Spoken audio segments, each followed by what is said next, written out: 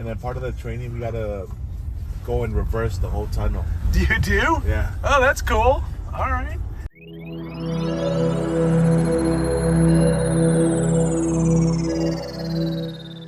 Hey y'all, it's Dr. Know-It-All. I have been at CES all week, obviously, at the convention center, and something has arisen mostly on X that I have seen, and that is an incredible amount of misguided and unfounded vitriol against the Boring Company and their Las Vegas Convention Center tunnel, soon to be Las Vegas Convention Center to downtown tunnel, and also downtown and Las Vegas Convention Center to airport tunnel. And it's just been kind of incredible. So there was somebody who posted and got a lot of views about, saying like, wow, look at the tunnel, it works great. People are taking it. The CES show, if you don't know, is incredibly large. I don't know the numbers, but on the order of 120,000 people were here this week.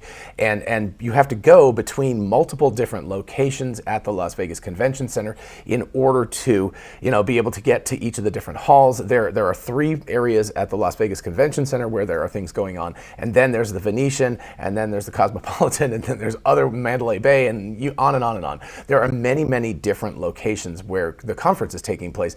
Specifically for the Las Vegas Convention Center, there are 3 locations to it. It's not just one convention center like most normal towns because it's Las Vegas, so everything's extra big. So there's actually 3 of them, and they're a distance apart. They're over a mile apart each. It's like 1.1 miles-ish or something like that. So anyway, we're talking about a distance that you can walk in, 20 minutes comfortably, something like that, between the places.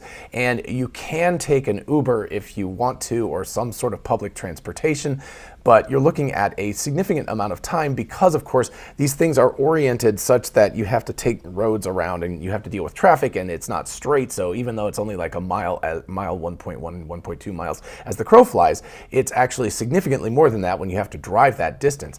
So I had made a note in a comment, and I said, look, this is really, really awesome stuff. This is amazing that this exists, and it's also free, by the way. This is something that is provided by the Boring Company and by Las Vegas and the Las Vegas Convention Center for free for people who are at the convention. There is another tunnel, and we took that, and it was really, really cool. And by the way, I'm going to put some overlays on top of this of us driving and everything like that, so you can see that while you're watching it, and you can see the real time. I will show you the distance between the West Hall and the Center Hall in real time. You'll see us go down underneath and drive through and get to the Center Hall station, which is very cool, very subway-like. And then there's an escalator that goes up, so you can see exactly how it works and exactly how much time it takes. And again, you're cutting off approximately 20 minutes of walking, and I'm really not exactly sure even how much it would be in terms of driving, because with traffic and everything, it's a mess. And I'm going to get to that in just a minute, because I will talk about the Venetian and that's some other stuff. And then there's also another tunnel that you can take that goes to Resorts World, which is sort of the Las Vegas Convention. I'll put a map up here, but anyway, the Las Vegas Convention Center is over here, and then it's again about another mile and a half to Resorts World to get to that. So that one does cost $5, but it's super easy and convenient to pay for. And again, we went from the West Hall, so that was several miles away. We went through the tunnel from the Central Hall. We went from the Central Hall to the West, all in one ride in the Tesla, by the way. We just told them where we wanted to go, so we didn't have to get out and transfer things like you would on a subway or a bus system or something. We just took that Tesla to the West Hall from the Central Hall, and then we took the tunnel from there to Resorts World all in one shot and didn't have to deal with having to get out, transfer, any of that kind of stuff. So super, super convenient. So the deal, I think, the misinformation, the vitriol and everything, I believe is directed to a fundamental misunderstanding of what's going on here. So one thing is that a lot of Europeans seem to be the ones who are really hating on all of this stuff. And if you're a European, I understand. We Americans are idiots when it comes to public transportation, and it has to do with infrastructure. We didn't do it when we had a chance to do it, and there was a huge love of traffic and cars and all of that stuff in the 1940s and 50s, and we basically blew up our public transportation systems in the United States. Very famously in the Los Angeles area and everything, we had public transportation and we got rid of it. So we had a system that was in place, or potentially not, in many cities. Las Vegas didn't really exist in the 1950s. It kind of grew up the next decade. So whether it is because of our personalities for whatever reason, or because of the space space that we're talking about. This is a huge country. Public transportation doesn't work as well in very large spaces. It works really well when you have lots and lots of people crammed into small spaces. But for whatever reason, we don't have public transportation. In most cities, we don't have subway systems. We don't have things like that. Buses, yes, they exist in most cities, but they have to deal with all of the traffic situations, and they're very cumbersome and complicated to deal with, which is when I will get, so that's the pain point, and I'm going to talk about the Venetian now. So the other thing that you could do, there's again, the Las Vegas Convention Center is in one spot, and again, I'll throw up a map here, and then there is the Venetian, which is again, mile and a half away. So everything seems to be like approximately between 1 and 1.5 miles away from each other in terms of where you're going in the convention. And so you can walk it, but we one day decided to go from Central Hall to the Venetian, and we took the shuttle bus because we're like, oh yeah, we're here, that's easy, we'll do that. And it took, I think, 35 minutes. It was over a half an hour to get from one place to the other because traffic was so bad. And again, crow flies, it's like 1.1, 1.2 miles, but that's not the way you drive. You have to drive across the grid. So you have to take this very, cumbersome way around. And it took forever. We could have easily walked faster than taking the shuttle bus. So you've got this situation where the pain point is that you have a city that doesn't have appropriate public transportation. What are the options? And this is where I was saying the fundamental misunderstanding is coming in. I think there's a lot of people who just feel like you can magically wave a wand and suddenly there is a subway system or something, or there's a monorail system. There is a monorail system in Las Vegas, and it's very cool, but it's also very, very limited in terms of where it goes, and it's a little on the expensive side. I think it's $15 a day to do it. So there is that, and they have done it. But what really other options do you have aside from the boring tunnel? You have just deal with it the way it is, deal with buses, deal with Uber. You can extend the monorail out, but the monorail was exceptionally expensive to build and everything, and it's above ground, so it's not underground. And then the other option, aside from something like the Boring Company tunnel, is to build a full-on subway system at, I don't even want to guess how many billions of dollars, $10 billion, $8 billion, $10 billion. This is just rough guesses, I don't know, but it's going to be a lot if you build a full-on subway system with all of those kinds of features that they have, and it's also going to take at least a decade to get things started. It's going to be very slow, very cumbersome, extremely expensive. That kind of thing just doesn't happen. Most subway systems that have been built were built 100 years ago, back at a time when it was much, much less expensive. Even if you dial back to the 1970s, I believe, or early 80s, it went on for a long time, but the Boston Big Dig, where they actually just extended their subway system out some, it took decades and huge cost overruns, and it was a gigantic mess, and it caused all sorts of problems to the city because the traditional way of digging these tunnels is very disruptive to the surface as well as underneath.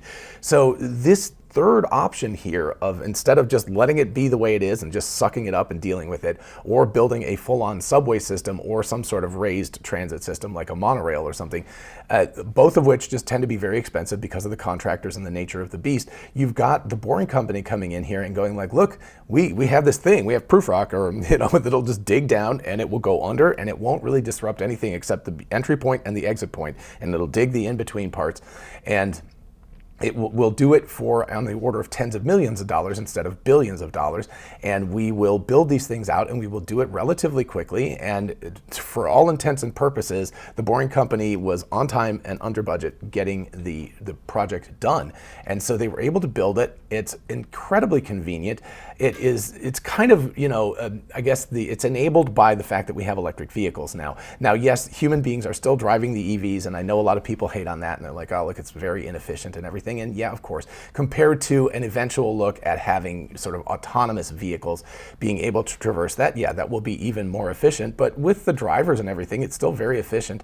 As far as us consumers are concerned, the people who are in Las Vegas, it's a free service, or only $5 to go to Resort World if you want to. And eventually we'll have something to downtown. I believe, my understanding is that is relatively well underway, and we should see that sometime in 2024 get completed. Again, we're looking at about, it's like, again, as the crow flies, about 1.5 miles, somewhere like that, depending on where we pop up in downtown from the Las Vegas Convention Center. But again, I just looked at Google Maps and it was about 14 or 15 minute drive to get there if you're taking a car. So that's assuming you have a car. With public transportation, it's going to be even, like a bus, it's going to be even slower than that. So you're looking at a situation where you can cut out traffic. And with the boring tunnel, again, you've got Teslas, they're electric vehicles, so you don't have to have massive fan systems like you do with traditional tunnels because you have to deal with all of the auto exhaust coming out. So these things don't really produce exhaust, so you're able to go underground with minimal fan systems that are, circulating fresh air. And you can do this incredibly quickly. I asked the driver today what their max speed was. He said that they've done test runs in like their LA tunnels and things like that of up to over 100 miles per hour, but that they're limited here, they keep it like 40, 45 miles an hour. So the trip itself takes a minute and a half. It's very, very fast to go between these spots. And if you think about the amount of time it would take to walk that, significantly longer, or drive it, significantly longer. And if you want to take an Uber or something like that, it also will cost you money to go between those two places in the convention center. So this is a very, very convenient thing to do. It's very cost effective, I believe, for the city. It's an excellent service for us consumers, us visitors, the people who are here. And as they build out the tunnel system more and more, like I said, there's a definite planned line to downtown, and I believe my understanding is it will open sometime in 2024, so I can't wait to take that next time I come back here. And then eventually there will also be one that will go down potentially to other stops on the Strip. It'd be great if there was one at the Venetian so we could just go straight to there, for CES. That would be fantastic, but definitely to the airport would be incredibly useful. And that again is, depending on where you are on the Strip, it's 1 to 2 miles between the airport and the Strip. So all of these things are these relatively short distances as the crow flies, or as the boring, tunnel drills. It's not that far. And what you have is an incredibly efficient solution. It works really, really well. There was no line. We never had to wait more than 2 or 3 people. They just, they had more Teslas there, depending on how much traffic there was. And so we know we saw at least number 101 Tesla, so we know there's 100 at least, or 101 at least. And they had plenty of cars. They came up. You would just get in, they would ask you where you wanted to go. You're like, I want to go to West, I want to go to Central, I want to go to South, I want to go to Resorts World. They just ask you that question, and they would drive you there, and they would drop you off. And like I said, because they were going that quickly, took no time at all to get between them.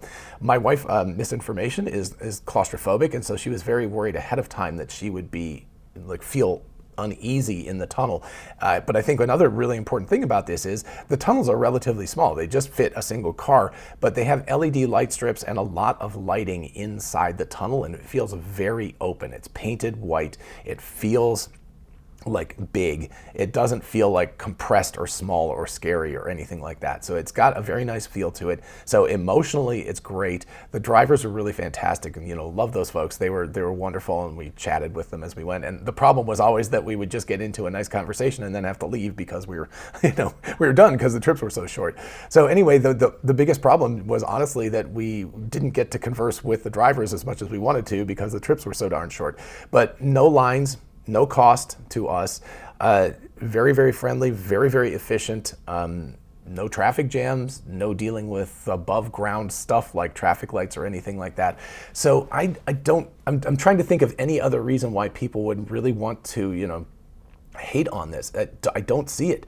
The Boring Company has done an amazing service to Las Vegas, and I hope that other cities will take this under advisement. Maybe people in Europe don't need this because they all have perfect public transport everywhere in all the cities, and that's fantastic and good for you. But the United States is incredibly lacking in public transportation, and what other solution is there? It's going to be far more expensive. I know it seems like it's an expensive thing to dig a tunnel underground, but with the machinery that they have now, they can do it very efficiently. Building above ground is much more complicated and much more disruptive when you're building it because, of course, even if you're building a monorail, you have to build the stands that the monorail goes on, and that means construction in all of those areas. So for the entire time you're constructing it, whatever roads it's running down are going to be severely disrupted. This thing, building it, is not disruptive at all. It goes from a parking lot to a parking lot. So basically all they had to do was close off a section of the parking lot so that they could get the tunnel started, drop it down, go through, it stays underground, and then it comes up where it needs to come up, and it block off that section of the parking lot again, build your stations and everything. So that takes some time and some money and everything. And then, but paint the walls so that it looks pretty, put in some LED strips, put in a surface for driving on and everything, and you're ready to go. So again, it's enabled by the fact that you've got electric vehicles, because you really couldn't have done this back in the day when you had to have gas vehicles. There would have required way too much ventilation and everything to make it safe to have people there. But because they're electric vehicles and they don't have emissions, everything is great. Again, I will tell you, I've been to CES 2 years now in a row, and I have used the Boring Company tunnels both times, and also gone to Resorts World this year. We didn't do that last year, and it's a game changer. It's wonderful.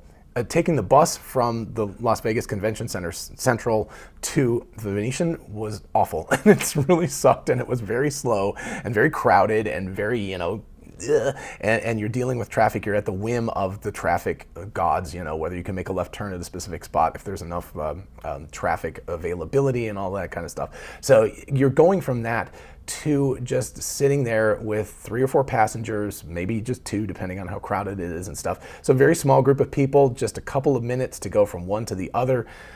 It feels great. And again, doesn't cost anything to us, and I believe, obviously Las Vegas is paying some money for this, but that's okay. They're going to pay money for any kind of public transportation system, and they didn't have to spend tens of billions of dollars and a decade and all sorts of disruption to start building out a full subway system. They've got this thing instead, and this is much better. And even better than that, you don't have to get on the L train and then get off the L train and get on the M train and take the M train to the other spot that you want to be at. It's like you can tell them where you want to go, and the car drives you there. So just like having your own personal vehicle or an Uber, you say, I want to go from here to here. Now, yes, obviously at present it's limited because I believe there's 1, 2, 3, there's like 4 stops right now. So that's all they got. But this is early days. They're eventually going to have many, many more. They're planning on building this whole thing out. And it's wonderful. So again, if you have other issues or questions or reasons why this is a bad idea, definitely let me know in the comments. But again, I'm really kind of dumbfounded in the fact that it's really gotten so much hate, and maybe it just has to do with the fact that some people just hate Elon Musk so much that any company that's associated with him has to be bad for some reason and a scam. It's not. These things are great. Come to Las Vegas, try it out yourself. It's a freebie. Go to the convention center, drive from one thing to the other. I believe it's running all the time, even if there's not a huge convention, but certainly when there are conventions in town, you can take it and check it out and see what you think. Yeah, I wouldn't judge something like this until you have tried it and you have tried the alternative, because the other thing is you should also then try to go from place to place on surface streets and see how miserable that is here because there is so much traffic. All right, let me know what you think about all of that. Everybody have a lovely day, and thank you so much for watching, and I will see you in the next one. Bye-bye.